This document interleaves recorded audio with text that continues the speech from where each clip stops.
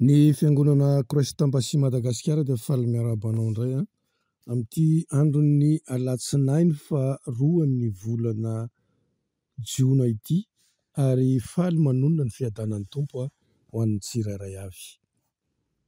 Ny rapisodian'ny famarinana ho renesitsika androany dia nampitondraina ny lohateny hoe miavaka ny fiainanao. Raha jerentsika ao amin'ny Korintianina faharoa toko 5:17 izay mivaky toy izao amin'ny anaran'i Jesosy: koa raha misy olona ao amin'ny Kristy dia olom-baovao izy, efa lasa ny zavatra taloha, indreo efa tonga vaovao ireo.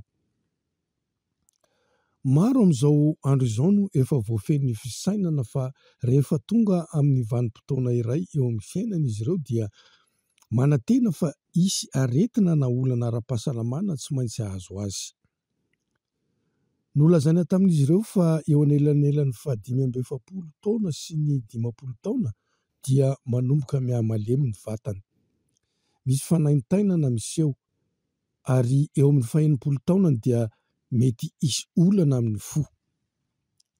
Ireo fisainana ireo dia nosintonina tamin'ny fahendren'olombelona sy ny zavatra ny ainana fotsiny, fa tsy fahamarinana avy amin'Andriamanitra. Amin'ny mahazanak'Andriamanitra anao dia miavaka ny fiainanao. Tsy olona tsotsotra ianao. Ny fetra sy ny hery miasa amin'izao tontolo izao dia tsy mandaitra aminao. Aza manaiky mihitsy ny didy avoaka ny fahalalana sy izay misy fetra avy amin'ny fahendren'izao tontolo izao. Momba ny fahasalamanao.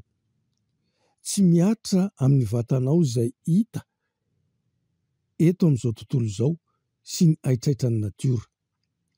Ao amin'ny Kristy ianao ary avy amin'ny Kristy izay ny avy any an-danitra no manapaka ao aminao.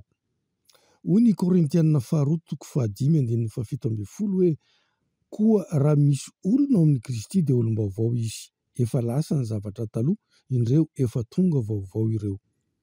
Midika izany fa tsy misy aretina na fahalemena nolovaina satria naterak'Andriamanitra ianao. Mandrakotra anao ny fiainana mandrakizay. Ny maha-izy anao dia tsy avy amin'izay nipoirana teto an-tany. Na inona mitranga ao amin'ny fianakavianao biôlôjika, olana amin'ny fo, diabeta, tosi-drà-ambony sy ny sisa sy ny sisa, tsy misy fiantraikany aminao izany. Zava-baovao ao amin'ny Kristy ianao, teraka tao amin'ny fianakaviana vaovao, fianakavian'Andriamanitra. Raha misy mitady iraikitra amin'ny vatanao ny aretina dia miteny ianao: amin'ny anaran'i Jesosy Kristy avy any Nazareta, mandidy ity aretina ity aho, hiala, esoriko amin'ny vatako izany. Misy hery ny teninao.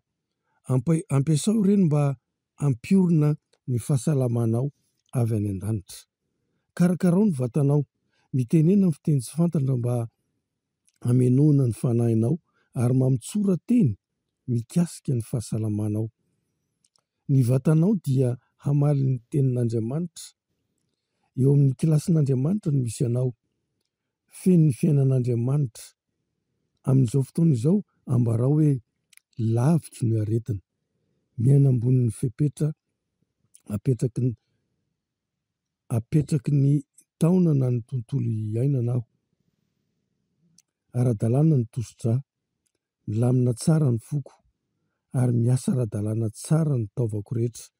Mandeha amin'ny fahasalamana sy ny tanjaka avy any ambony aho amin'ny androko rehetra, amin'ny anaran'i Jesosy. Amen. Ndao iarahantsika manao izao vavaka izao. Ray malalo, misaotra anao aho noho ny fahamarinan'ny natioran'Andriamanitra ato anatiko ao amin'ny Kristy. Tsy manaiky aho ny fetra sy ny aretina ary ny fepetrapetraka izao tontolo izao. Feno fiainana sy fahasalamana sy tanjaka ny vatako. Tsy misy fahalemena afaka mitombo ato anatiko satria ny fanahin'Andriamanitra no mamelona ny vatako. Miaina amin'ny mpandresena aho, mandeha amin'ny fahasalaman'Andriamanitra sy ny fiainana ambonina